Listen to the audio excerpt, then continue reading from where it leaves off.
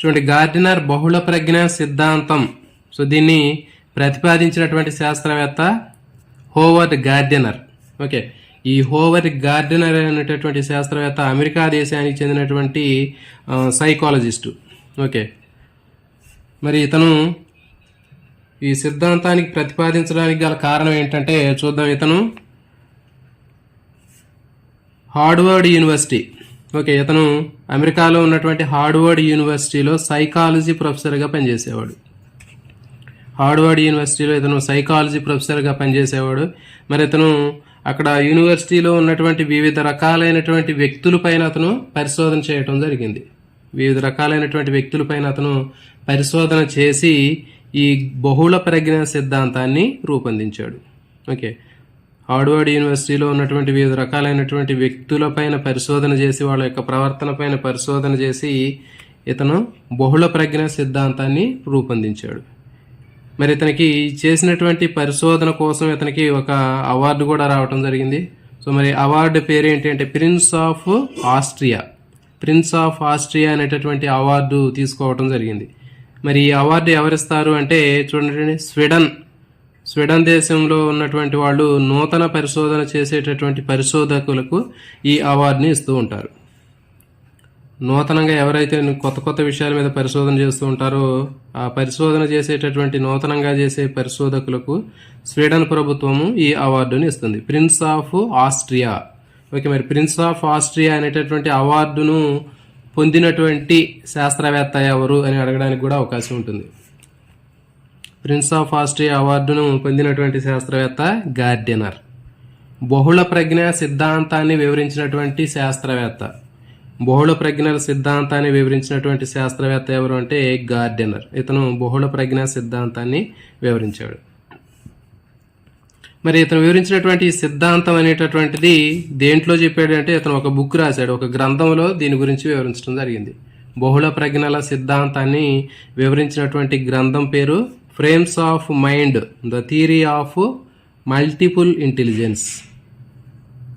Okay, frames of mind, the theory of multiple intelligence అనేటటువంటి ఈ గ్రంథంలో ఇతను బహుళ ప్రజ్ఞల గురించి వివరించడం జరిగింది. సో కాబట్టి ఇది కూడా చాలా ఇంపార్టెంట్, ఎగ్జామ్స్లో అడగడానికి అవకాశం ఉంటుంది. గార్డినర్ బహుళ ప్రజ్ఞల సిద్ధాంతాన్ని ఏ గ్రంథంలో వివరించాడు?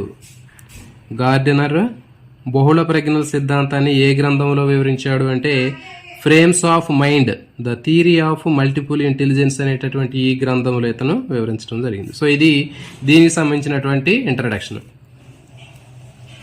ఓకే, గార్డినర్ బహుళ ప్రజ్ఞల సిద్ధాంతాన్ని ప్రతిపాదించినటువంటి శాస్త్రవేత్త ఇతను హోవర్డ్ గార్డినర్. ఇతను అమెరికా దేశానికి చెందినటువంటి ఇతను సైకాలజీ ప్రొఫెసర్. ఓకే, ఇతను మరి ఎక్కడ పరిశోధన చేసేవాడు అంటే ఇతను హార్వర్డ్ యూనివర్సిటీలో ఇతను సైకాలజీ ప్రొఫెసర్గా ఉండి వివిధ రకాలైనటువంటి వ్యక్తులపైన అతను పరిశోధన చేసేవాడు. పరిశోధన చేసి తాను చేసినటువంటి పరిశోధన మొత్తం కూడా ఒక బుక్లో రాశాడని చెప్పాము. ఆ రాసినటువంటి బుక్ పేరు ఏంటి అంటే frames of mind, the theory of multiple intelligence అనేటటువంటి ఈ గ్రంథంలో ఇతను వివరించాడు. మరి ఈ గ్రంథం రాసినందుకు గాను లేకపోతే బహుళ ప్రజ్ఞ సిద్ధాంతాన్ని రూపొందించినందుకు గాను ఇతనికి ఒక అవార్డు కూడా ఇచ్చారు, prince of Austria. Prince of Austria అనేటటువంటి అవార్డు స్వీడన్ దేశం వీళ్ళకి ఇవ్వటం జరిగింది ఇతనికి. సో ఇది దీనికి సంబంధించినటువంటి ఇంట్రడక్షన్. సో ఇప్పుడు మనం ఈ సిద్ధాంతం గురించి చూద్దాం. మరి గార్డినర్ బహుళ ప్రజ్ఞల సిద్ధాంతాన్ని దేని ఆధారంగా చెప్పాడు అంటే చూడండి, ప్రతి ఒక్క వ్యక్తిలో కూడా మనకి వివిధ రకాలైనటువంటి సామర్థ్యాలు కనిపిస్తూ ఉంటాయి. ఓకే, వాటిని ఏమంటారంటే అభ్యసన సామర్థ్యాలు అంటారు. వ్యక్తుల్లో కనిపించేటటువంటి సామర్థ్యాలని అభ్యసన సామర్థ్యాలు అని చెప్తారు. మరి ఈ అభ్యసన సామర్థ్యాలు మనం తీసుకున్నట్లయితే ఒక్కొక్కళ్ళలో ఒక్కొక్క రకమైనటువంటి సామర్థ్యాలు ఉండవచ్చు. ఫర్ ఎగ్జాంపుల్ నా దగ్గర నాకు భాషకు సంబంధించినటువంటి సామర్థ్యం ఉండవచ్చు, తర్వాత గణితానికి సంబంధించినటువంటి సామర్థ్యం కూడా ఉండవచ్చు, సంగీతానికి సంబంధించినటువంటి సామర్థ్యం ఉండవచ్చు. సో కాబట్టి ఒక్కొక్కరికి ఒక్కొక్క రకమైనటువంటి సామర్థ్యం అనేది ఉండే అవకాశం ఉంటుంది. మరి రాంబాబు గారు తీసుకున్నట్లయితే రాంబాబు గారికి ఈ సైకాలజీ సంబంధించినటువంటి దాంట్లో బాగా ఎక్కువ సామర్థ్యం ఉన్నట్లుగా అనిపిస్తుంది. తర్వాత గణితంలో కూడా బాగా అభ్యాసం సామర్థ్యం ఉంది. ఓకే, అదేవిధంగా భాషలో కూడా బాగా అభ్యాసం సామర్థ్యం ఉంది, ఇంకా సంగీతంలో కూడా బాగా అభ్యాసం సామర్థ్యం ఉంది. సో కాబట్టి ఒక వ్యక్తిని తీసుకున్నట్లయితే ఆ వ్యక్తిలో మనకి వివిధ రకాలైనటువంటి అభ్యాసన సామర్థ్యాలు కనిపిస్తూ ఉంటాయి. సో మరి ఈ అభ్యసన సామర్థ్యాలతో పాటు వీళ్ళలో ప్రతి ఒక్క వ్యక్తికి కూడా ఈ అభ్యసన సామర్థ్యానికి సంబంధించినటువంటి స్వతంత్ర సమాచార ప్రక్రియలు అనేవి కూడా ఉంటాయి. ఓకే, మరి ఈ స్వతంత్ర సమాచార ప్రక్రియలు అంటే ఇప్పుడు చెప్పాం కదా మనం, ఒక అభ్యసన సామర్థ్యానికి సంబంధించినటువంటివే స్వతంత్ర సమాచార ప్రక్రియలు. అంటే ఒక వ్యక్తిలో ఉన్నటువంటి ఈ అభ్యసన సామర్థ్యాన్ని ఏ విధంగా అతను ఎక్స్ప్రెస్ చేస్తాడు, స్వతంత్ర సమాచార ప్రక్రియలు అనేవి ఎట్లా వ్యక్తం చేస్తున్నాడు. ఫర్ ఎగ్జాంపుల్ ఇప్పుడు భాష ఉందనుకోండి, భాష తీసుకుంటే ఒక పదాలను వివరించడం ద్వారా చెప్పవచ్చు. ఒక గణితం ఉందనుకోండి, సంఖ్యలని వాడకం ద్వారా చెప్పవచ్చు. ఒక సంగీతం ఉందనుకోండి, ఒక మంచి పాట పాడటం ద్వారా ఆ సమాచారాన్ని వ్యక్తం చేయవచ్చు. నెక్స్ట్ డ్యాన్స్ సంబంధించినటువంటి సామర్థ్యం ఉందనుకోండి, ఒక డాన్స్ వేసి అతను ఎక్స్ప్రెస్ చేయొచ్చు ఆ సామర్థ్యాన్ని. సో కాబట్టి వ్యక్తుల్లో ఉన్నటువంటి వివిధ రకాలైనటువంటి సామర్థ్యం 1, 2, 3, 4, 5 అని చూపించానట్లా. సో ఇవి సామర్థ్యాలన్నీ కూడా ఒకటి కంటే ఎక్కువైనా ఉండవచ్చు వ్యక్తుల్లో. సో ఇవి ఉన్నటువంటి ఏవైతే అభ్యసన సామర్థ్యాలు ఉన్నాయో ఆ సామర్థ్యాల్ని బయటికి ఎక్స్ప్రెస్ చేయడం కోసం వాళ్ళకి స్వతంత్ర సమాచార ప్రక్రియలు అనేవి ఉంటాయి. ఓకే, స్వతంత్ర సమాచార ప్రక్రియలు అనేటటువంటివి ఉంటాయి. అంటే ఒక్కొక్క అభ్యసన సామర్థ్యానికి ఒక్కొక్క స్వతంత్ర సమాచార ప్రక్రియ అనేది ఉంటుంది. ఓకే, తెలుగు భాష తీసుకున్నాం అనుకోండి, దానికి పదాల వాడకం ఉంటుంది. గణితం తీసుకున్నాం అనుకోండి, సంఖ్యల వాడకం ఉంటుంది. సంగీతం తీసుకున్నాం అనుకోండి, ఏదైనా ఒక మంచి పాట పాడటం. ఓకే, చిత్రకళకు సంబంధించినటువంటి అభ్యసన సామర్థ్యం ఉందనుకోండి, మంచి చిత్రాలు రూపొందించవచ్చు. సో కాబట్టి ఈ విధంగా వ్యక్తుల్లో వివిధ రకాలైనటువంటి అభ్యసన సామర్థ్యాలు ఉంటాయని చెప్పాడు. ఈ అభ్యసన సామర్థ్యాలను ఎక్స్ప్రెస్ చేయడానికి వాళ్ళలో స్వతంత్ర సమాచార ప్రక్రియలు కూడా ఉంటాయని చెప్పాడు. ఇప్పుడు ఈ అభ్యసన సామర్థ్యాలు, వాటికి సంబంధించినటువంటి స్వతంత్ర సమాచార ప్రక్రియలు ఇవన్నీ కూడా కలిసిపోయి కాలక్రమంలో అది ఒక బహుళ ప్రజ్ఞగా దారితీస్తుందని చెప్పాడు. ఓకే, అంటే వ్యక్తుల్లో ఉన్నటువంటి వివిధ రకాలైనటువంటి అభ్యసన సామర్థ్యాలన్నీ కూడా వాటికి సంబంధించినటువంటి స్వతంత్ర సమాచార ప్రక్రియలతో కలిసిపోయి కాలక్రమంలో బహుళ ప్రజ్ఞగా దారితీస్తుంది. అంటే ఒకటి కంటే ఎక్కువ విషయాల్లో ప్రజ్ఞ ఉంటే దాన్ని బహుళ ప్రజ్ఞ అంటారు. సో కేవలం ఒక విషయంలోనే ప్రజ్ఞ కాకుండా చాలా మందికి చాలా రకాలైనటువంటి సామర్థ్యాల్లో ప్రజ్ఞ అనేది ఉంటుంది, తెలివితేటలనే ఉంటాయి. మరి అట్లా ఉన్నట్లయితే దాన్ని ఏమంటారంటే బహుళ ప్రజ్ఞ అని చెప్పడం జరుగుతుంది. బహుళ ప్రజ్ఞ సామర్థ్యం అనేటటువంటి దీన్ని చెప్తారు. అందుకని గార్డెనర్ ఏం చెప్పాడంటే దీన్ని బహుళ ప్రజ్ఞా సిద్ధాంతంగా రూపొందించడం జరిగింది. మరి ఈ బహుళ ప్రజ్ఞా సిద్ధాంతం దేనికి ఉపయోగపడుతుంది అంటే సమస్యల్ని పరిష్కారం చేయడానికి ఉపయోగపడుతుంది. ఇది సమస్యల్ని పరిష్కారం చేసేటటువంటి సామర్థ్యాన్ని పెంపొందించడానికి, సంస్కృతికి చెందినటువంటి ఉత్పత్తుల్ని పెంచడానికి ఉపయోగపడుతుంది. అంటే సంస్కృతికి సంబంధించినటువంటి ఉత్పత్తులు అంటే మనం చూడవచ్చు. ఫర్ ఎగ్జాంపుల్ ఇప్పుడు తెలుగు ఉందనుకోండి, లేకపోతే భాష ఉంది. తెలుగు అనేటటువంటి భాష మనకి తెలిసినట్లయితే తెలుగుకు సంబంధించినటువంటి సంస్కృతి, సాంప్రదాయాలు, సో ఇవన్నీ కూడా మనం అర్థం చేసుకోగలుగుతాం. సో కాబట్టి ఈ విధంగా మనకి వ్యక్తుల్లో ఉన్నటువంటి అభ్యసన సామర్థ్యాలు ఏవైతే ఉన్నాయో ఈ అభ్యసన సామర్థ్యాలు, వాటికి సంబంధించినటువంటి స్వతంత్ర సమాచార ప్రక్రియలు అన్నీ కూడా కలిసిపోయి కాలక్రమంలో ఒక బహుళ ప్రజ్ఞగా ఇది దారితీస్తుంది. ఈ బహుళ ప్రజ్ఞగా దారితీస్తుంది. ఒకవేళ ఈ బహుళ ప్రజ్ఞ అనేది ఏర్పడితే ఇది దేనికి ఉపయోగపడుతుంది అంటే సమస్యను పరిష్కారం చేసే సామర్థ్యం పెంపొందిస్తుంది. అదేవిధంగా సంస్కృతికి చెందినటువంటి ఉత్పత్తుల్ని కూడా అది మెరుగుపరుస్తుంది.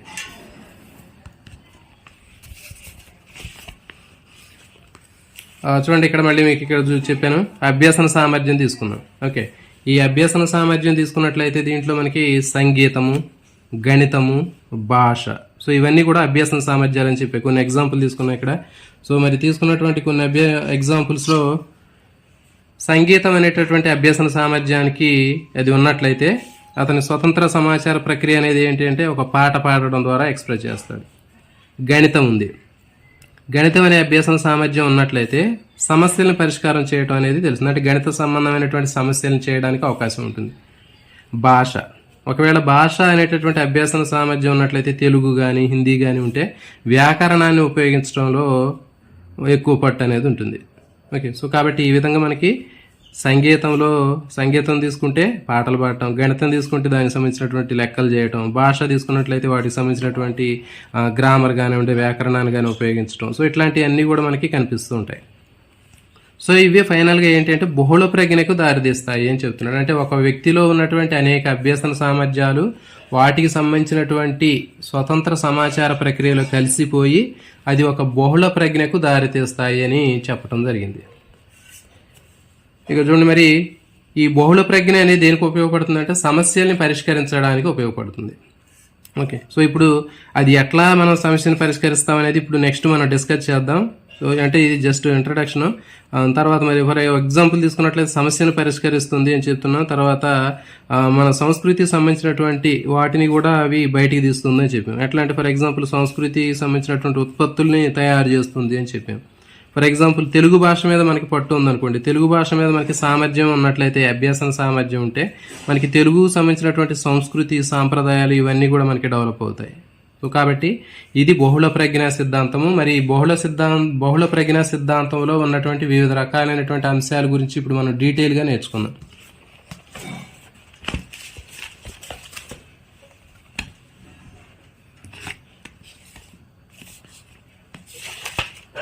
చూడండి, వ్యక్తుల్లో మొత్తం 8 రకాలైనటువంటి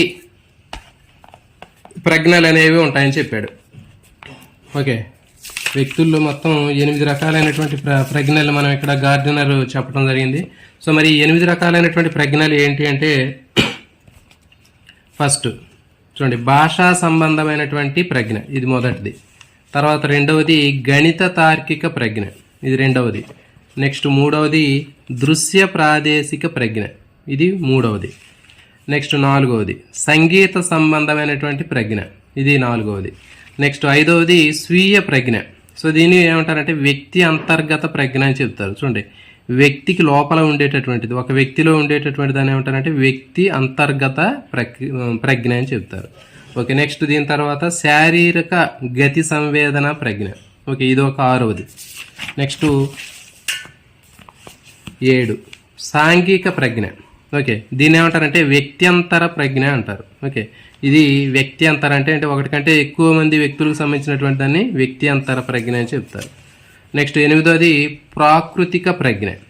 ఓకే, సో ఈ విధంగా మొత్తం 8 రకాలైనటువంటి ప్రజ్ఞలు చెప్పడం జరిగింది. సో మీ అందరికీ కూడా బాగా అర్థం అవడం కోసం మనకి నేను ఏం చేసినంటే ఈ మొత్తం టాపిక్ని అనాలిసిస్ చేసి ఒక టేబుల్ లాగా తయారు చేయడం జరిగింది. ఓకే, ఈ తయారు చేసినటువంటి టేబుల్లో అన్నిటికి కూడా కామన్గా ఉంటాయి ఈ అంశాలు. ఓకే, సో 8 రకాలైనటువంటి ప్రజ్ఞలకు సంబంధించి మనం విడివిడిగా నేర్చుకోకుండా ఈ టేబుల్ లాగా నేర్చుకుంటే మీకు చాలా చాలా ఈజీగా ఉంటుంది, చాలా సింపుల్గా ఉంటుంది. ఓకే, సో మరి దీని ప్రతి ఒక్క దానికి కూడా నేను ఎగ్జాంపుల్ మనం లైవ్ మనకి తెలిసినటువంటి వ్యక్తులను ఎగ్జాంపుల్ తీసుకోవడం జరిగింది. సో దీని గురించి మనం చూద్దాం. ఒక్కొక్క దానిలో ఓకే ప్రతి ఒక్క ప్రజ్ఞకు సంబంధించినటువంటి దానిలో మనకి ఉండేటటువంటి అంశాలు ఏంటంటే గ్రహించే సామర్థ్యము, సులభంగా గ్రహించే సామర్థ్యము, తర్వాత అభ్యసించే సామర్థ్యం అనేటటువంటివి ఉంటాయి దీంట్లో. తర్వాత సమస్యను పరిష్కరించే సామర్థ్యము, ఓకే, తర్వాత ఉత్పత్తి చేసేటటువంటి సామర్థ్యం, ఇది ఇంకోటి. తర్వాత నేర్పరితనం, అంటే ఇప్పుడు చెప్పినటువంటి ఒక్కొక్క రకమైనటువంటి ప్రజ్ఞ ఉన్నటువంటి వాళ్ళకి ఒక్కొక్క రకమైనటువంటి అంశంలో వాళ్ళకి పట్టు అనేది ఉంటుంది. సో కాబట్టి వీళ్ళని ఏమంటారంటే నేర్పరులు అంటారు. ఓకే, నెక్స్ట్ వీటికి సంబంధించినటువంటి ఎగ్జాంపుల్. సో ఇవి వీటికి సంబంధించినటువంటివి. సో ఒక్కొక్క ప్రజ్ఞ 8 రకాలైనటువంటి ప్రజ్ఞలు ఉంటాయని చెప్పాము. 8 రకాలైనటువంటి ప్రజ్ఞల్లో ఒక్కొక్క ప్రజ్ఞకి కూడా వాళ్ళు సులభంగా గ్రహించేటటువంటి అంశం ఏంటి, ఏ అంశాలను వాళ్ళు సులభంగా గ్రహిస్తారు, ఏ అంశాల్లో అభ్యసించే సామర్థ్యం వాళ్ళకి ఎక్కువగా ఉంటుంది, ఇది ఒక అంశం. నెక్స్ట్ వాళ్ళు ఎలాంటి సమస్యల్ని పరిష్కరిస్తారు, తర్వాత వాళ్ళు ఎలాంటి సమస్యల్ని పరిష్కరించి వేటిని ఉత్పత్తి చేసే సామర్థ్యం ఉంటుంది, ఇది ఒకటి. తర్వాత వాళ్ళు ఏ అంశంలో వాళ్ళకి పట్టు ఉంది, వాళ్ళు దేనిలో నేర్పరులు అనేటటువంటిది నేర్పరితనం అంటారు, వీటికి ఎగ్జాంపుల్. సో కాబట్టి ఈ విధంగా మనకి ఒక్కొక్క దాని గురించి మనం ఇప్పుడు డీటెయిల్గా నేర్చుకున్నాం. సో ఇవి చాలా చాలా ఇంపార్టెంట్. మనకి అన్ని కూడా జనరలైజేషన్ చేసి మీకు అర్థమయ్యేటట్లుగా ఇక్కడ చెప్పడం జరుగుతుంది. చూడండి, ఫస్ట్ భాషా సంబంధమైనటువంటి ప్రజ్ఞ. ఓకే, భాషా సంబంధమైనటువంటి ప్రజ్ఞ తీసుకున్నట్లయితే మనకి గుర్తుపెట్టుకోండి, చాగంటి కోటేశ్వరరావు గారు. ఓకే, మన జనరల్గా ఇతను మన అందరికీ తెలుసు. ఓకే, ప్రవచనాలు చెప్తూ ఉంటాడు. సో ఈయన గుర్తుపెట్టుకోండి. ఓకే, భాషా సంబంధమైనటువంటి ప్రజ్ఞ అంటే వీళ్ళు ఏమి సులభంగా గ్రహిస్తారు, ఏమి అభ్యసించే సామర్థ్యం ఎక్కువగా ఉంటుంది అంటే చూడండి, సాహిత్యాన్ని, ఓకే, వ్యాకరణాన్ని, మాండలిక భాషలు అని చెప్తారు కదా, యాసలు అని చెప్తుంటారు కదా, సో వాటిని సులభంగా గ్రహిస్తారు, సులభంగా అభ్యసించే సామర్థ్యం ఉంటుంది వీళ్ళకి. సో ఫర్ ఎగ్జాంపుల్ మనం ఉన్నాం అనుకోండి, మనకి అర్థం కాదు ఇది. అర్థమవుతుందా? అంటే భాషకు సంబంధించినటువంటి సాహిత్యం కానివ్వండి, వ్యాకరణం కానివ్వండి, మాండలికం అనేటటువంటి యాస కానివ్వండి, సో ఇవన్నీ కూడా మనకి అర్థం కావు, కానీ వీళ్ళకి బాగా అర్థం అవుతుంది. ఎందుకంటే వీళ్ళకి ఈ అంశాల్లో ఎలాంటి ప్రజ్ఞ అనేది ఎక్కువగా ఉంటుంది. ఓకే, డోరేవా? ఓకే, సో దీంట్లో చూడండి, వీళ్ళకి సాహిత్యము, తర్వాత వ్యాకరణం,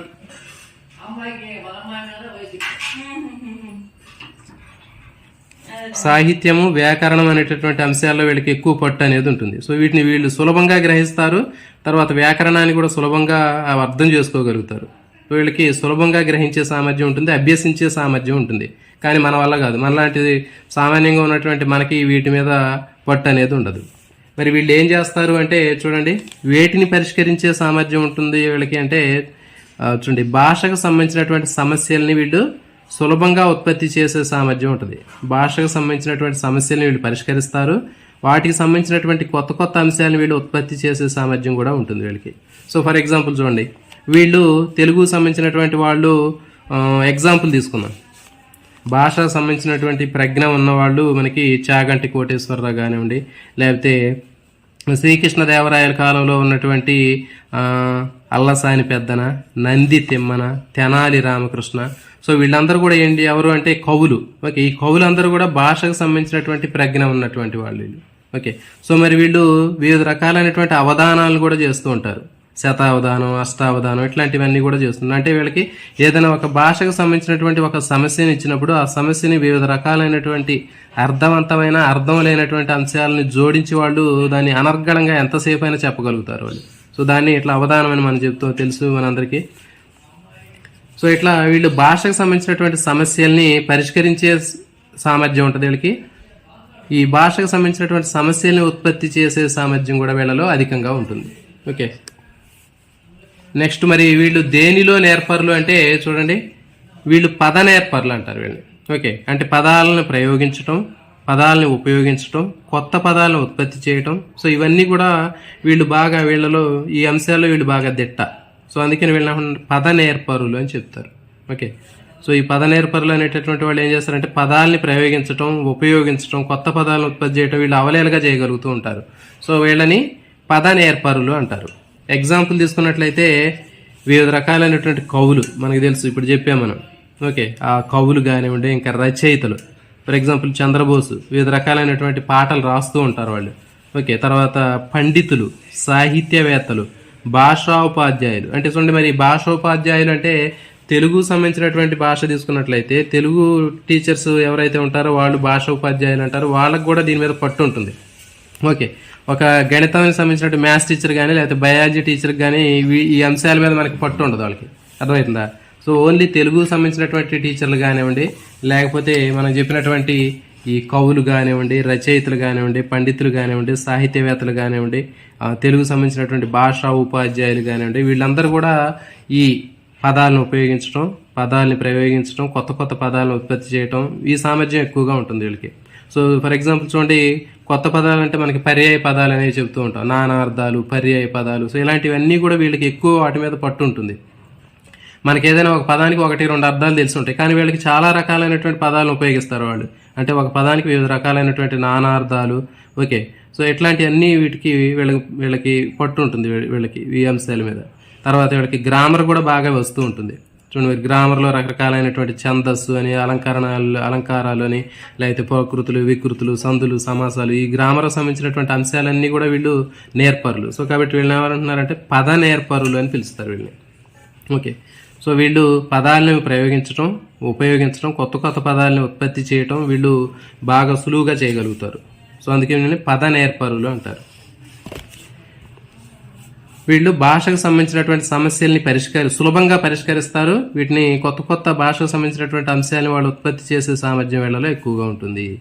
ఓకే, సో కాబట్టి వీళ్ళు ఏం గ్రహిస్తారు సులువుగా అంటే సాహిత్యానికి సంబంధించినటువంటి అంశాలు, వ్యాకరణానికి సంబంధించినటువంటి అంశాలు, తర్వాత మాండలికం అంటే ఏంటి, భాష అంటే యాస అని చెప్తాం కదా. సో మరి ఒక్కొక్క రకమైనటువంటి ప్రాంతంలో ఒక్కొక్క రకమైనటువంటి మాండలికం ఉంటుంది, అది వాళ్ళకి మాత్రమే అర్థం అవుతుంది.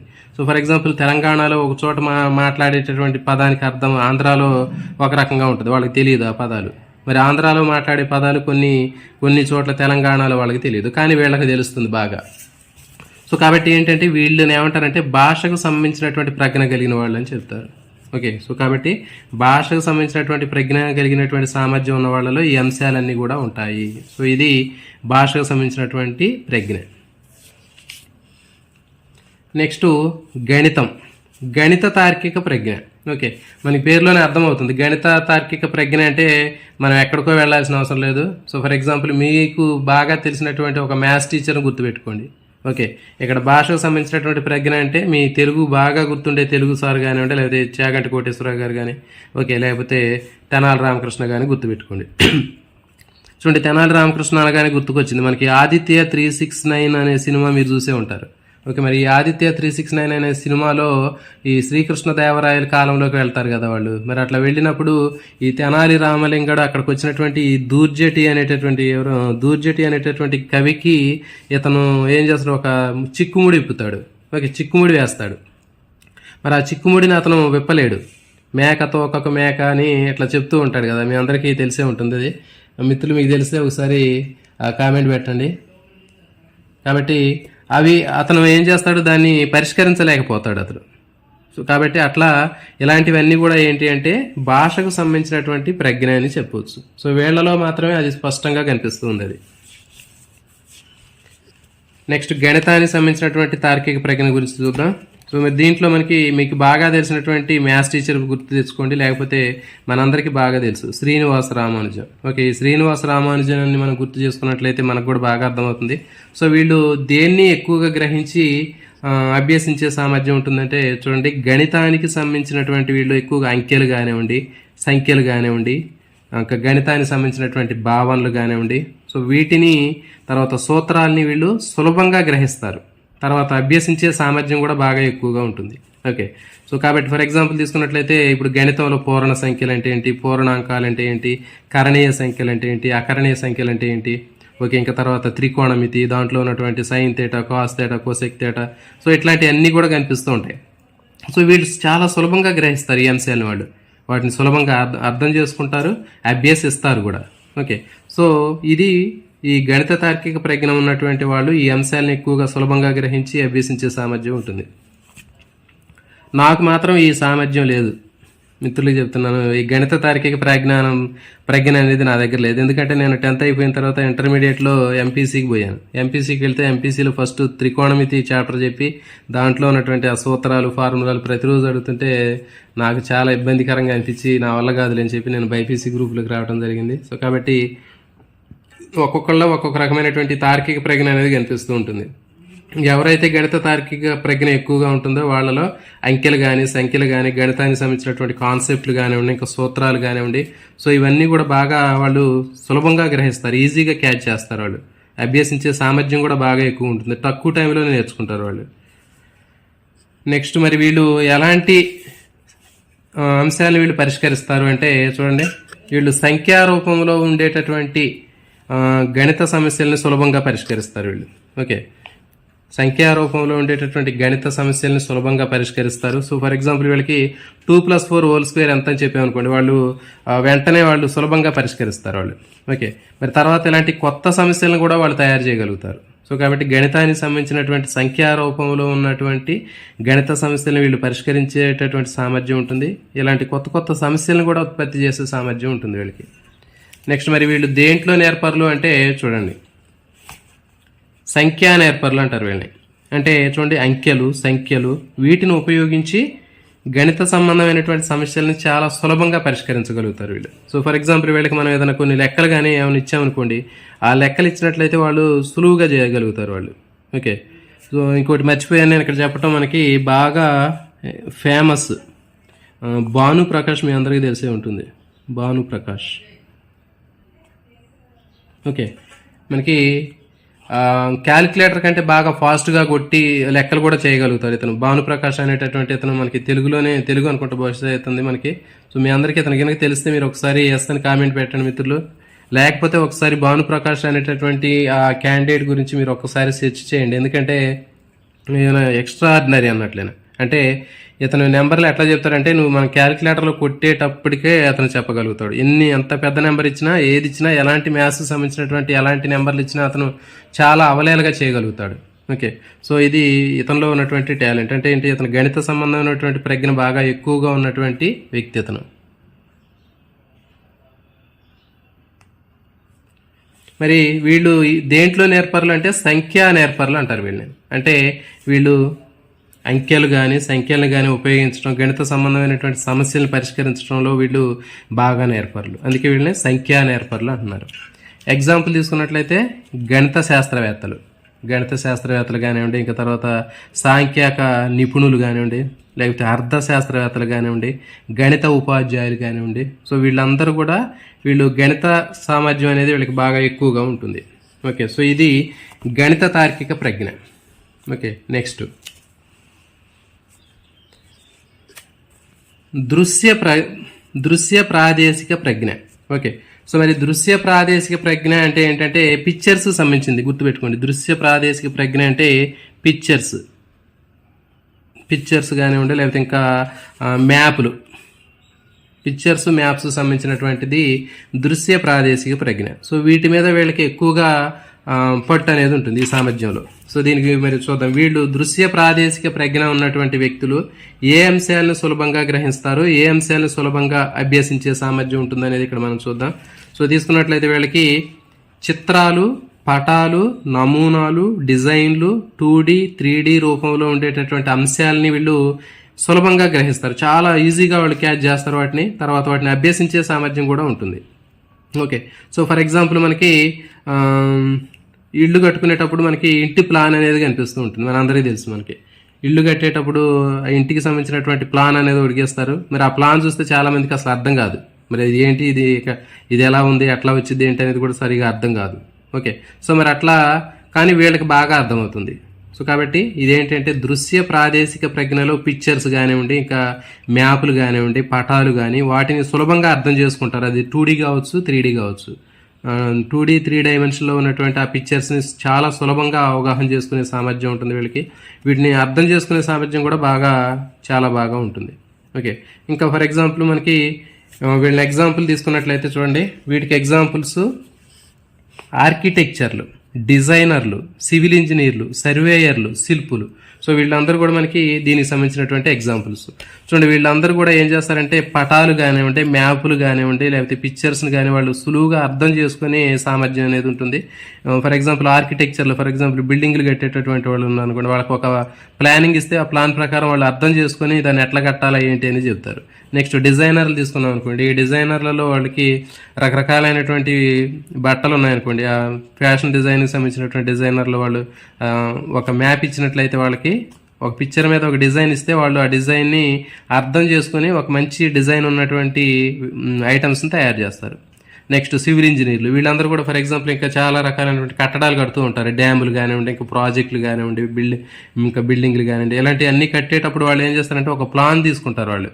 ఓకే, ఆ పేపర్ మీద ఉన్నటువంటి ఆ ప్లాన్ని తీసుకొని దాన్ని అర్థం చేసుకొని వాళ్ళు దాన్ని చెప్పడం జరుగుతుంది. ఇంకా తర్వాత సర్వేయర్లు కూడా మనకి తెలుసు, మనకి ఫీల్డ్ మీద సర్వే చేస్తూ ఉంటారు. మరి ఆ సర్వే చేసేటటువంటి వాళ్ళు ఆ పేపర్లో ఉన్నటువంటి ఆ పిక్చర్ ఏదైతే ఉందో దాన్ని అర్థం చేసుకుని వాళ్ళు వివరించి చెప్పడం జరుగుతుంది. నెక్స్ట్ శిల్పులు కూడా ఏం చేస్తారు, ఫర్ ఎగ్జాంపుల్ పేపర్ మీద మనకు ఒక బొమ్మ ఎట్లా ఉండాలి అని చెప్పినప్పుడు ఆ బొమ్మను బట్టి వాళ్ళు తయారు చేస్తారు, ఒక శిల్పాన్ని తయారు చేస్తూ ఉంటారు. సో కాబట్టి ఆర్కిటెక్చర్లు, డిజైనర్లు, సివిల్ ఇంజనీర్లు, సర్వేయర్లు, శిల్పులు, ఓకే, వీళ్ళందరూ కూడా వీళ్ళకి దృశ్య ప్రాదేశిక ప్రజ్ఞ అనేది ఎక్కువగా ఉంటుంది వీళ్ళలో.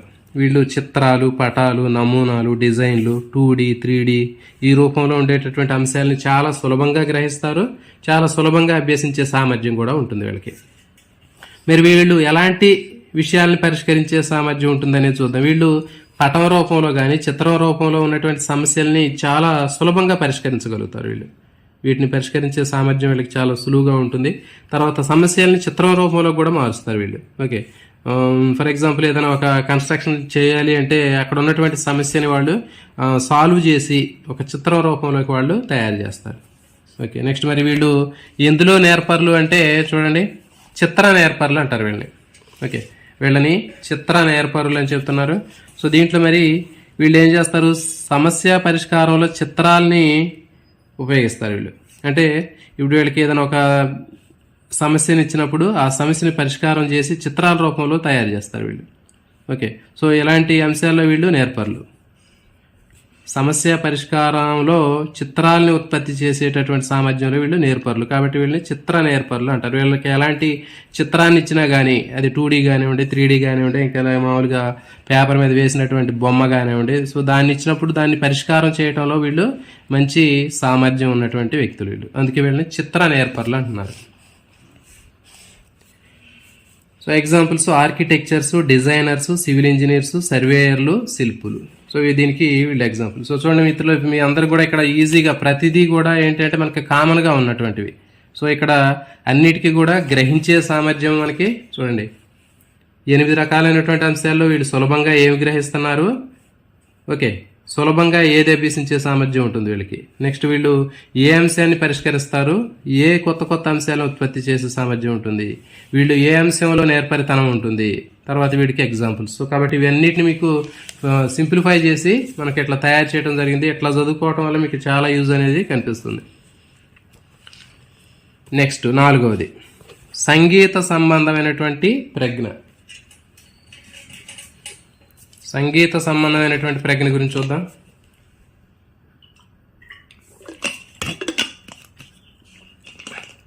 సో ఇది మనందరికి బాగా తెలుసు. మరి సంగీత సంబంధమైనటువంటి ప్రజ్ఞ తీసుకున్నట్లయితే దీనికి ఎగ్జాంపుల్ మనకి బాగా సంగీతం ఎక్కువగా మనకి బాగా తెలిసినటువంటి ఎస్పి బాలసుబ్రహ్మణ్యం కానివ్వండి, లేకపోతే ఇంకా సిద్ధు శ్రీరామ్ కానివ్వండి, లేకపోతే ఇంకా మనకి మంగ్లీ కానివ్వండి. సో ఇట్లాంటి వీళ్ళందరూ మనకి తెలుసు. వీళ్ళకి సంగీత సంబంధమైనటువంటి ప్రజ్ఞ అనేది బాగా ఎక్కువగా ఉంటుంది. మరి వీళ్ళు ఏ అంశాలని చాలా సులభంగా గ్రహిస్తారు, ఏ అంశాలను వీళ్ళు అభ్యసిస్తారు అంటే చూడండి, వీళ్ళకి గ్రహించే సామర్థ్యం, సులభంగా గ్రహించే సామర్థ్యం, సులభంగా అభ్యసించే సామర్థ్యం ఏ అంశాల్లో ఉంటుందంటే సరిగమలు. ఓకే, సరిగమలు అంటే శృతి, లయ, రాగం, తాళం అని చెప్తుంటారు కదా. సో ఇలాంటివి వీళ్ళు చాలా సులభంగా గ్రహిస్తారు, వీటిని చాలా సులభంగా అభ్యసిస్తారు వాళ్ళు. మరి మనలాంటి కామన్ పీపుల్కి మనకు తెలియదు అసలు శృతి అంటే ఏంటి, లయ అంటే ఏంటి, తర్వాత రాగం అంటే ఏంటి, తాళం అంటే ఏంటి, మనకి ఇవన్నీ వీటి మీద మనకి అలాంటి అవగాహన అనేది ఉండదు. కానీ సంగీత సంబంధమైనటువంటి ప్రజ్ఞ ఎవరిలో ఉంటుందో వాళ్ళకి ఇవన్నీ కూడా ఓకే చాలా సులభంగా గ్రహిస్తారు వీళ్ళు, చాలా సులభంగా అభ్యసించే సామర్థ్యం ఉంటుంది వీళ్ళకి. చూడండి, మరి వీళ్ళు ఏ అంశాలను వీళ్ళు పరిష్కరించే సామర్థ్యం ఉంటుందంటే చూడండి, సంగీత సంబంధమైనటువంటి సమస్యల్ని పరిష్కరించడంలో వీళ్ళు చాలా దిట్టలు. ఓకే, కొత్త నూతన ధ్వనులను ఉత్పత్తి చేస్తూ ఉంటారు. ఓకే, కొత్త కొత్త ధ్వనులను ఉత్పత్తి చేయడం, సంగీత సంబంధమైనటువంటి సమస్యల్ని పరిష్కరించడంలో వీళ్ళు ఎక్కువ సామర్థ్యాన్ని ప్రదర్శిస్తూ ఉంటారు. ఓకే, సో ఫర్ ఎగ్జాంపుల్ మనకి ఒక సినిమా కూడా ఒకటి ఉంటుంది. ఏ సినిమా అంటే నాగార్జున ఉంటాడు, ఓకే, తర్వాత త్రిష ఉంటుంది, బ్రహ్మానందం ఉంటాడు. ఓకే, దాంట్లో నువ్వు తీసుకున్న రాగం ఎంత, ఎంచుకున్న తాళం ఎంత అని చెప్పేసి ఒక బాగా అతను కూడా ఒక చెప్పి త్రిష అని తిడతాడు. మీ అందరికి కూడా బాగానే గుర్తుంటుంది అది సినిమా. కింగ్ అనేటటువంటి సినిమాలో నువ్వు తీసుకున్న తాళం ఎంత, ఎంచుకున్న రాగం ఎంత, తగిట 1 2 3 చెప్తాడు కదా. సో అవి కూడా మరి అక్కడ మనం అబ్జర్వ్ చేసినట్లయితే మరి వాళ్ళకి అలాంటి అంశాల మీద వాళ్ళకి పట్టు అనేది ఉంటుంది. అంటే శృతి, లయ, రాగం, తాళం, సో ఇవన్నీ కూడా మనకి వీటి మీద పట్టు ఉండదు. అంటే శృతి, లయ ఇలాంటి వాళ్ళు బయట వాళ్ళ పేర్లు తెలుసు కానీ రియల్గా మనం వాటి గురించి మనకి తెలియదు. ఓకే, సో కాబట్టి వీళ్ళకి సంగీత సంబంధమైనటువంటి ప్రజ్ఞ ఎవరికైతే ఉంటుందో వాళ్ళకి ఈ అంశాల మీద బాగా ఎక్కువగా గ్రహించే సామర్థ్యం ఉంటుంది. మనకు చెప్పినా అర్థం కాదు అసలు. ఓకే, తర్వాత చాలా సులభంగా అభ్యసిస్తారు వీళ్ళు. మరి వీళ్ళు దేంట్లో నేర్పరులు అంటే చూడండి, సంగీత నేర్పరులు అంటారు వీళ్ళని. అంటే సంగీత నేర్పరులు అంటే వీళ్ళు సంగీతానికి సంబంధించినటువంటి అంశాల ప్రదర్శనలో చాలా వీళ్ళకి పట్టు అనేది ఉంటుంది. అందుకే వీళ్ళని సంగీత నేర్పరులు అంటారు. వివిధ రకాలైనటువంటి సంగీతానికి సంబంధించినటువంటి అన్నీ కూడా వీళ్ళు ఎక్కువగా వీళ్ళకి సామర్థ్యం అనేది ఎక్కువగా ఉంటుంది. వీళ్ళని సంగీత నేర్పరులు అంటారు. ఓకే, నెక్స్ట్ ఎగ్జాంపుల్ తీసుకున్నట్లయితే గాయకులు. మనకు తెలిసినటువంటి చాలా మంది గాయకులు కానివ్వండి, లేకపోతే సంగీత కళాకారులు కానివ్వండి. ఓకే, వీళ్ళందరూ కూడా దీనికి సంబంధించినటువంటి ఎగ్జాంపుల్స్. సో కాబట్టి సంగీత సంబంధమైనటువంటి ప్రజ్ఞ మనకి తీసుకున్నట్లయితే మనకి బాగా పాటలు పాడే వాళ్ళని గుర్తుపెట్టుకోండి. వీళ్ళు దేన్ని ఎక్కువగా గ్రహిస్తారు, దేన్ని ఎక్కువగా అభ్యసించే సామర్థ్యం ఉంటుంది అంటే సరిగమలకు సంబంధించినటువంటి శృతి, లయ, రాగం, తాళం. సో ఈ అంశాలని చాలా సులభంగా గ్రహించే సామర్థ్యం ఉంటుంది, చాలా అభ్యసించే సామర్థ్యం కూడా ఉంటుంది వీళ్ళకి. నెక్స్ట్ మరి వీళ్ళు ఏ అంశాలను పరిష్కరిస్తారంటే సంగీత సంబంధమైనటువంటి సమస్యల్ని వీళ్ళు సులభంగా పరిష్కరిస్తారు. కొత్త కొత్త ధ్వనుల్ని కూడా ఉత్పత్తి చేసే సామర్థ్యం ఉంటుంది వీళ్ళకి. వీళ్ళని సంగీత నేర్పర్లు అంటారు. సంగీతానికి సంబంధించినటువంటి ఏ అంశంలోనైనా వీళ్ళు చాలా నేర్పర్లుగా ఉంటారు వీళ్ళు. ఎగ్జాంపుల్స్ గాయకులు, సంగీత కళాకారులు. ఓకే, నెక్స్ట్ స్వీయ ప్రజ్ఞ. ఓకే, స్వీయ ప్రజ్ఞ తీసుకున్నట్లయితే ఈ స్వీయ ప్రజ్ఞలో దీని వ్యక్తి అంతర్ప్రజ్ఞ అని చెప్పాం. వ్యక్తి అంతర్గత అంటే ఒక వ్యక్తి తీసుకున్నప్పుడు ఒక వ్యక్తిలోనే ఉంటుంది. ఇది ఒక వ్యక్తిలో ఉండేటటువంటి అంతర్గత ప్రజ్ఞ ఏమంటారంటే స్వీయ ప్రజ్ఞ అని చెప్తారు. ఓకే, మరి ఈ స్వీయ ప్రజ్ఞకి తీసుకున్నట్లయితే చూడండి, చాలా మంది మనందరికి కూడా బాగా తెలుసు స్వామి వివేకానంద. గుర్తుపెట్టుకోండి, వీళ్ళ పేర్లు గుర్తుపెట్టుకుంటే మనకి ఈజీగా ఉంటుంది. ఏ అంశాలైనా మనం ఈజీగా గుర్తుపెట్టుకోవచ్చు. వీళ్ళకి సంబంధించినటువంటి వీళ్ళు దేంట్లో నేర్పర్లు, లేకపోతే వీళ్ళు ఏ అంశాలను పరిష్కరిస్తారు, వీళ్ళు తర్వాత ఏ అంశాలను సులభంగా గ్రహిస్తారు, ఏ అంశాలలో అభ్యసించే సామర్థ్యం ఉంటుంది, ఏ అంశాలను కొత్త అంశాలను ఉత్పత్తి చేస్తారు, ఇట్లాంటివి ఇప్పుడు మనం చెప్పేటటువంటి అన్ని రకాలైనటువంటి అంశాలు మనం చాలా సులభంగా గుర్తుంచుకోవచ్చు. స్వీయ ప్రజ్ఞ అనేటటువంటిది లేదా వ్యక్తి అంతర్గత ప్రజ్ఞను మనం స్వామి వివేకానంద, రామకృష్ణ పరమహంస, దయానంద సరస్వతి, సో వీళ్ళని గుర్తుపెట్టుకుంటే మనకి ఈజీగా గుర్తుంటుంది.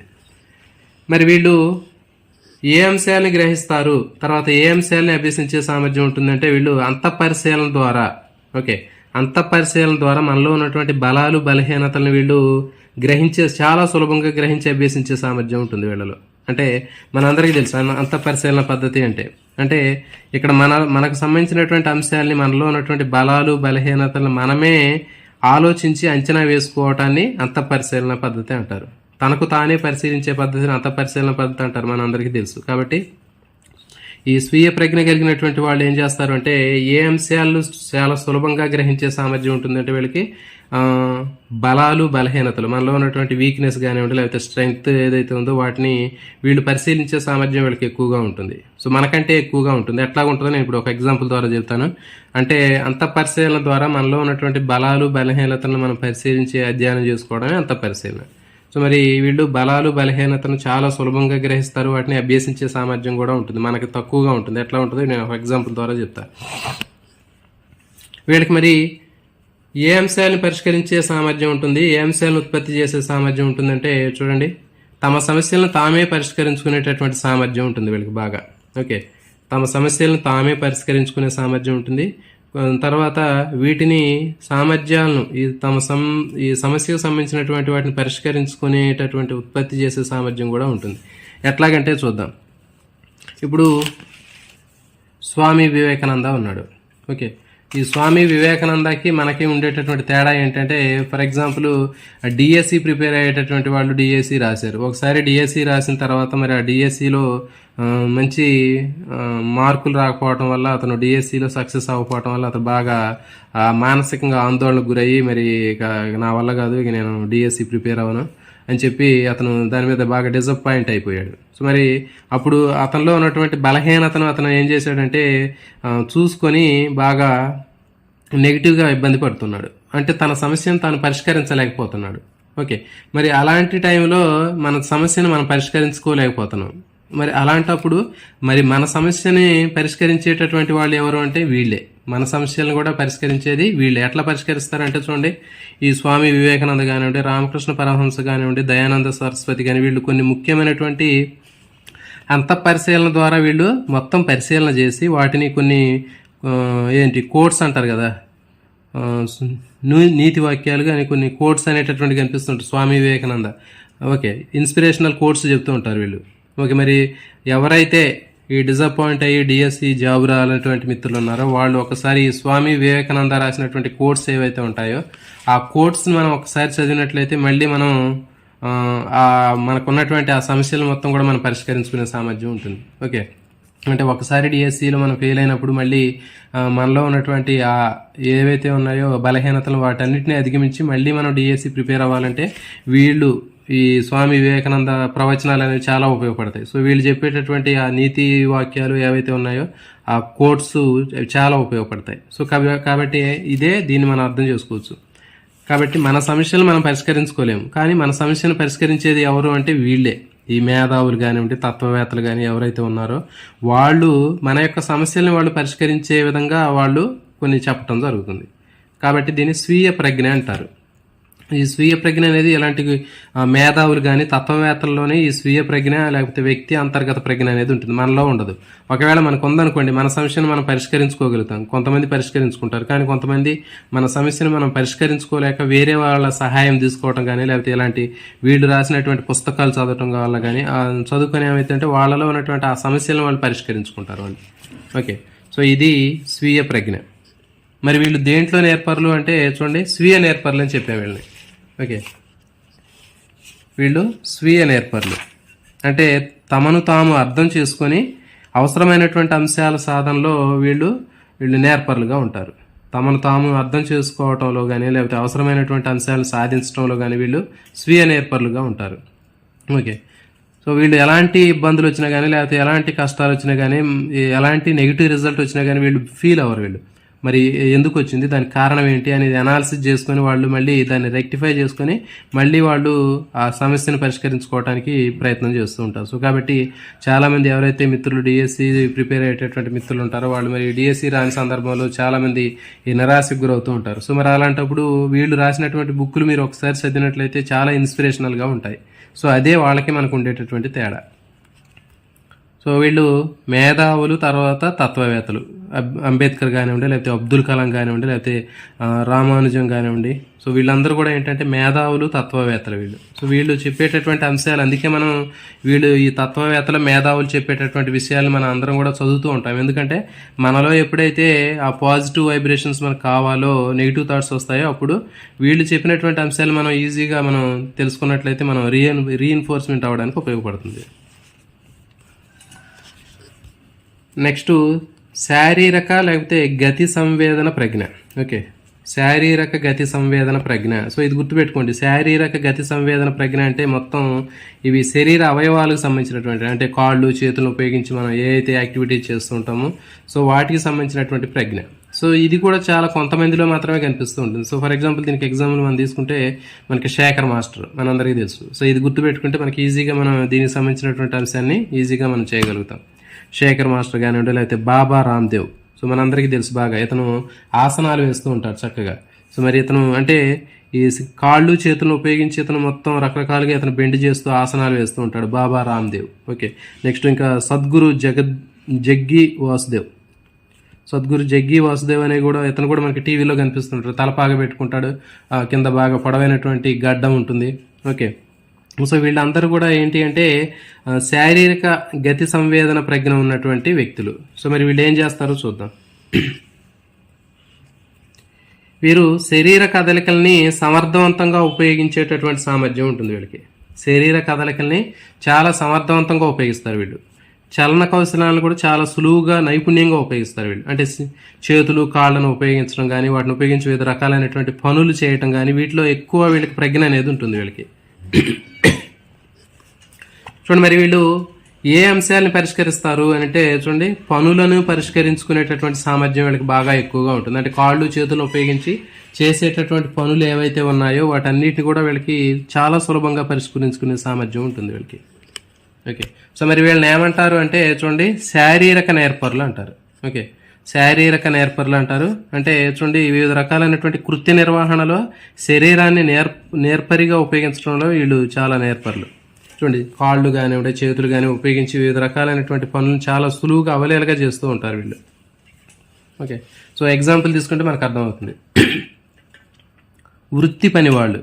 ఓకే, వివిధ రకాలైనటువంటి వృత్తి పనిలో ఉన్నటువంటి నిపుణులు కానివ్వండి, మెకానికులు కానివ్వండి, యోగా టీచర్లు కానివ్వండి, ఇంకా డాన్స్ మాస్టర్లు కానివ్వండి, ఇంకా డాక్టర్లు కానివ్వండి. సో వీళ్ళందరూ కూడా మనకి దీనికి ఎగ్జాంపుల్స్. ఓకే, చూడు, డాన్స్ మాస్టర్ తీసుకున్నట్లయితే మనకి శేఖర్ మాస్టర్ కానీ ఇంకెవరైనా డాన్స్ మాస్టర్ తీసుకుంటారు, లారెన్స్ కానీ వాళ్ళని తీసుకుంటే వాళ్ళు కాళ్ళు చేతులు బాడీని మొత్తం కూడా ఫ్లెక్సిబుల్గా ఎట్లా కావాలంటే అట్లా ఉంచుతూ వాళ్ళు పని చేస్తూ ఉంటారు. తర్వాత ఇంకా యోగా టీచర్లు చెప్పాము. బాబా రామ్దేవ్ తీసుకున్నట్లయితే బాడీ మొత్తాన్ని కూడా బెండ్ చేసి రకరకాలైనటువంటి ఆసనాలు వేస్తూ ఉంటాడు. తర్వాత ఇంకా మెకానిక్లు కూడా వివిధ రకాలైనటువంటి కాళ్ళు చేతులు ఉపయోగించి వాళ్ళు పనులు చేస్తూ ఉంటారు. వృత్తి పని నిపుణులు వీళ్ళు కూడా చాలా రకాలైనటువంటి పనులు చేస్తూ ఉంటారు. ఫర్ ఎగ్జాంపుల్ కుండలు తయారు చేసేవాళ్ళు కానివ్వండి, ఇంకా బట్టలు ఉతికేవాళ్ళు కానివ్వండి, లేకపోతే ఇంకా రకరకాలైనటువంటి పనులు వడ్రంగులు కార్పెంటర్స్ ఉంటారు కదా, సో వాళ్ళు కానివ్వండి. సో వీళ్ళందరూ కూడా ఏంటి అంటే వాళ్ళకు సంబంధించినటువంటి పనుల్ని పరిష్కరించుకునేటటువంటి సామర్థ్యం ఉంటుంది. వీళ్ళు కృత్య నిర్వహణలో ఈ శరీరాన్ని చాలా నేర్పుగా ఉపయోగిస్తూ ఉంటారు. వాళ్ళు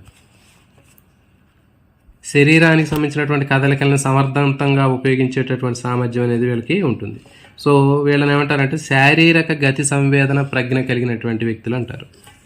ఎగ్జాంపుల్ శేఖర్ మాస్టర్ కానివ్వండి, ఇంకా తర్వాత బాబా రామ్దేవ్ కానివ్వండి, ఇంకా వాసుదేవ్ కానివ్వండి. సో వీళ్ళు మనం తీసుకున్నట్లయితే ఈ శారీరక గతి సంవేదన ప్రజ్ఞకి ఎగ్జాంపుల్గా చెప్పొచ్చు.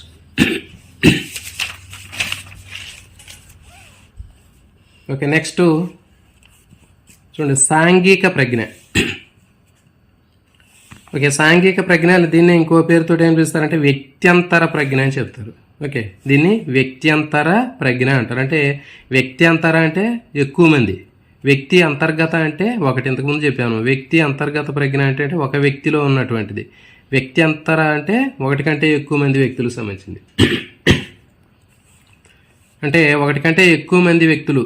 సాంఘిక ప్రజ్ఞ అంటే ఎక్కువ మంది వ్యక్తులతోటి వాళ్ళతో మాట్లాడటం, వాళ్ళని ఒప్పించడం, అర్థం చేసుకోవటం. ఓకే, సో అలాంటి ప్రజ్ఞ ఉంటుంది వాళ్ళకి. సో దీన్ని ఏమంటారంటే సాంఘిక ప్రజ్ఞ అంటారు.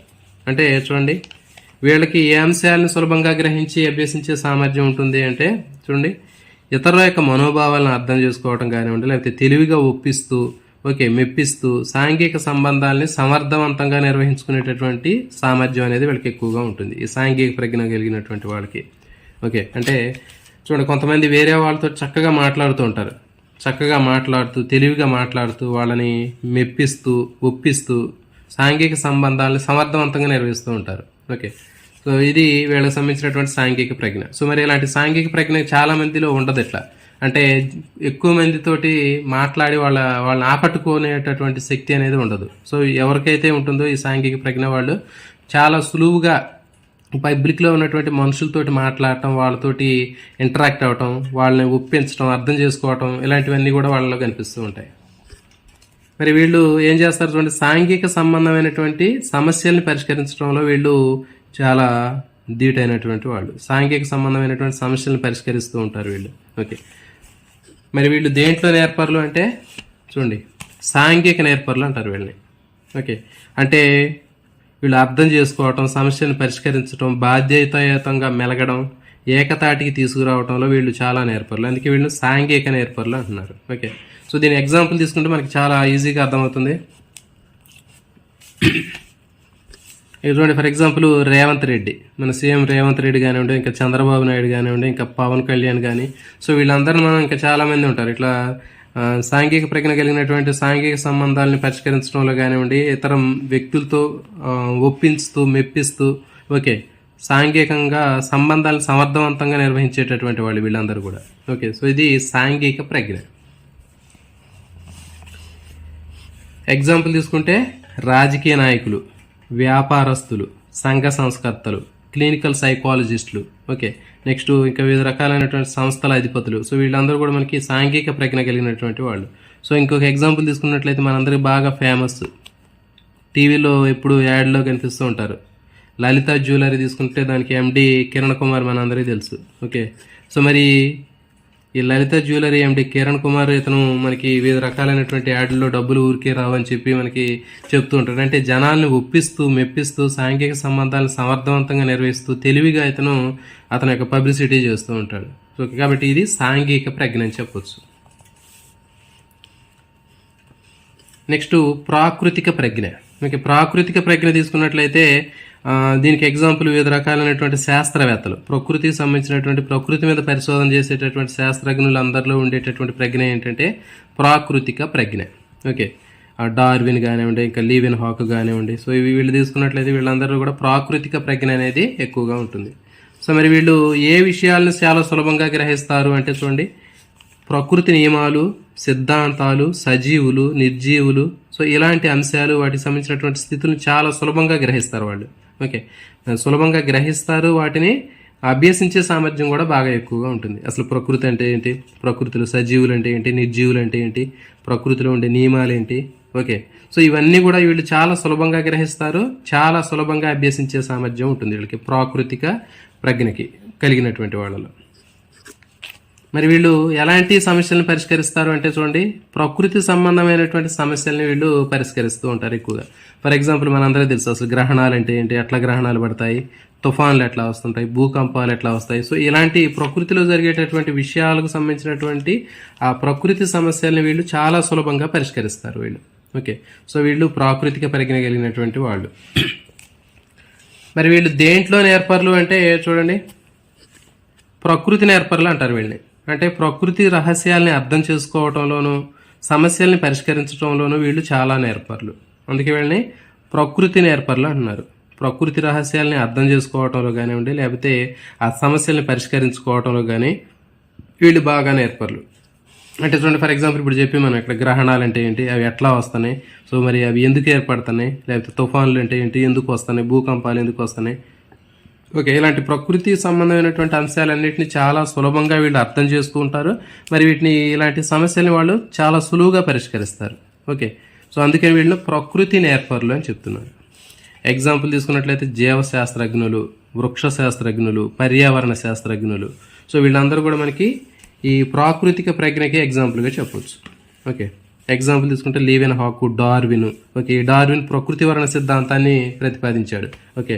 అంటే ఏంటి, ప్రకృతిలో ఉన్నటువంటి జీవుల్ని ఎంపిక చేసేటటువంటిది ప్రకృతి అని చెప్పాడు డార్విన్ ప్రకృతి వర్ణ సిద్ధాంతంలో ప్రకృతి అనేది, ఆ ప్రకృతిలో ఏ జంతువు ఉండాలి, ఏ జంతువు ఉండకూడదు అనేది డిసైడ్ చేసేది ప్రకృతి అని చెప్పాడు డార్విన్. సో కాబట్టి ఇట్లాంటి ప్రకృతి సంబంధించినటువంటి ఆ విషయాల్ని అర్థం చేసుకొని వివరించేటటువంటి సామర్థ్యం అనేది వీళ్ళకి మాత్రమే ఉంటుంది. సో ఇది ప్రాకృతిక ప్రజ్ఞ, ఓకే. ఫైనల్గా సో ఈ విధంగా మనకి ప్రకృతిలో ఈ విధంగా మొత్తం ఒక వ్యక్తిలో ఉన్నటువంటి వివిధ రకాలైనటువంటి ప్రజ్ఞకు సంబంధించినటువంటి సామర్థ్యాలన్నీ కూడా కలిసిపోయి ఆ వ్యక్తిలో పూర్తిగా ఒక బహుళ ప్రజ్ఞ అనేది రూపొందుతుంది అనే విషయాన్ని అతను చెప్పడం జరిగింది. మరి ఇప్పుడు వీటిలో చూడండి, లాస్ట్ చివరిగా సాంప్రదాయ ప్రజ్ఞా పరీక్షల ద్వారా, ఇంతకుముందు మనం ప్రజ్ఞా పరీక్షలు అని చెప్పాం. ఈ ప్రజ్ఞా పరీక్షల ద్వారా మనం వేటిని, ఏ అంశాలను మనం కొలవచ్చు అంటే చూడండి, భాషా సంబంధమైనటువంటి ప్రజ్ఞను కొలవచ్చు. ఇప్పుడు మనం నేర్చుకున్నాం గణిత తార్కిక ప్రజ్ఞ గురించి కూడా మనం అంచనా వేయవచ్చు పరీక్షల ద్వారా. దృశ్య ప్రాదేశిక ప్రజ్ఞలు కూడా మనం ఈజీగా మనం ప్రజ్ఞా పరీక్షల ద్వారా వీటిని అంచనా వేయవచ్చు, ఓకే. సో కాబట్టి ఇవి భాషా సంబంధమైనటువంటి, గణిత సంబంధమైనటువంటి, దృశ్య ప్రాదేశిక సంబంధించినటువంటి అంటే ఏంటి, మ్యాప్స్ కానివ్వండి, లేకపోతే పిక్చర్స్ కానివ్వండి. సో వీటికి సంబంధించినటువంటి అంశాలను మొత్తాన్ని కూడా ఈ ప్రజ్ఞా పరీక్షల ద్వారా మాపనం చేయగలుగుతాం. కానీ మిగిలినటువంటి ఈ సామర్థ్యాలు ఏవైతే ఉన్నాయో ఇక్కడ ప్రజ్ఞకు సంబంధించినవి 8 చెప్పినప్పుడు 8 ఈ 3 మాత్రమే మనం ప్రజ్ఞా పరీక్షల ద్వారా వీటిని మాపనం చేస్తాం. సో మిగిలినటువంటి 5 ఏవైతే ఉన్నాయో వాటిని మనం మాపనం చేయలేం. సో ఇది ప్రజ్ఞకు సంబంధించినటువంటి బహుళ ప్రజ్ఞ సిద్ధాంతము. సో కాబట్టి మిత్రులందరూ కూడా మీకు ఇది బాగానే అర్థమైంది అనుకుంటున్నాను. సో కాబట్టి మీరు జస్ట్ వీటికి సంబంధించినటువంటి గుర్తుపెట్టుకోండి. భాషా సంబంధమైనటువంటి ప్రజ్ఞ అంటే మనకి కవులు, రచయితలు, పండితులు, ఓకే. ఇంకా చాగంటి కోటేశ్వరరావు కానివ్వండి, లేకపోతే ఇంకా అల్లసాని పెద్దలు కానివ్వండి, తెనాలి రామకృష్ణ కానివ్వండి. సో వీళ్ళని గుర్తుపెట్టుకుంటే మనకి ఈజీగా మొత్తం అన్ని పాయింట్లు వచ్చేస్తాయి.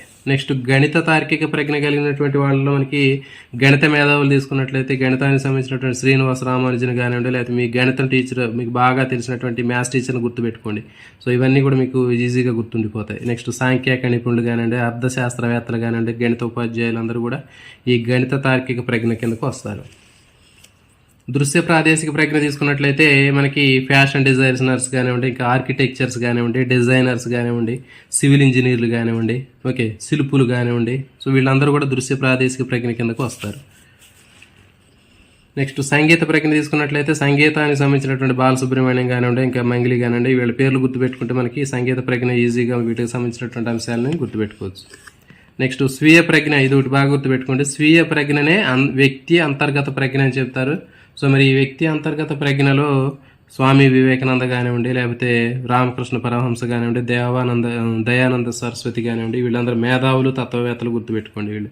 ఓకే, ఇంకా అబ్దుల్ కలాము. ఓకే, వీళ్ళు చెప్పేటటువంటి ముఖ్యమైనటువంటి లైఫ్ కోట్స్ ఉంటూ ఉంటాయి. ఓకే, మోటివేషనల్ కోట్స్ ఎవరైతే చెప్తారో వాళ్ళు స్వీయ ప్రజ్ఞ కలిగినటువంటి వాళ్ళు. అంటే మన సమస్యలను మనం పరిష్కరించుకోలేనప్పుడు వీళ్ళు రాసినటువంటి ఆ పుస్తకాలు ఏవైతే ఉన్నాయో ఆ పుస్తకాలు చదువుకుంటే మన సమస్యను మనం పరిష్కరించుకోగలుగుతాం. ఓకే, సో కాబట్టి ఇది స్వీయ ప్రజ్ఞ. నెక్స్ట్ శారీరక గతి సంవేదన ప్రజ్ఞ అంటే గుర్తుపెట్టుకోండి, శరీర అవయవాలు, కాళ్ళు చేతులు ఉపయోగించి వివిధ రకాలైనటువంటి పనులు చేసుకొని పరిష్కరించుకునేటటువంటి సామర్థ్యం. ఇంకా డాన్స్ మాస్టర్లు కానివ్వండి, తర్వాత ఇంకా యోగా మాస్టర్లు కానీ గుర్తుపెట్టుకోండి. నెక్స్ట్ సాంఘిక ప్రజ్ఞ అంటే సాంఘిక సంబంధ సమస్యల్ని సులభంగా పరిష్కరించేటటువంటి వాళ్ళు, నేర్పుగా ఇతరులతో మాట్లాడుతూ అర్థం చేసుకుంటూ తెలివిగా వాళ్ళని మెప్పిస్తూ సాంఘిక సంబంధాలని సమర్థవంతంగా నిర్వహించుకునే వాళ్ళు సాంఘిక ప్రజ్ఞ కలిగినటువంటి వాళ్ళు. ఇంకా మనకి రాజకీయ నాయకులు తీసుకోవచ్చు, తర్వాత ఇంకా కొంతమంది సంఘ సంస్కర్తలు కానివ్వండి, లేకపోతే ఇంకా కొన్ని వ్యాపారవేత్తలు చెప్పాం కదా, మనం కిరణ్ కుమార్ అని చెప్పాం, మనం లలిత జ్యువెలరీస్, అట్లా వ్యాపారవేత్తలు కానీ వీళ్ళని తీసుకోవచ్చు. ప్రాకృతిక ప్రజ్ఞ ఏంటంటే ప్రకృతి సంబంధమైనటువంటి సమస్యలను పరిష్కరిస్తూ ప్రకృతిలో ఉన్న విషయాలను సులభంగా అర్థం చేసుకునేటటువంటి శక్తి ఉన్నటువంటి వాళ్ళు ప్రాకృతిక ప్రజ్ఞ కలిగిన వాళ్ళు. ఓకే అండి, ఇది ఈరోజు టాపిక్.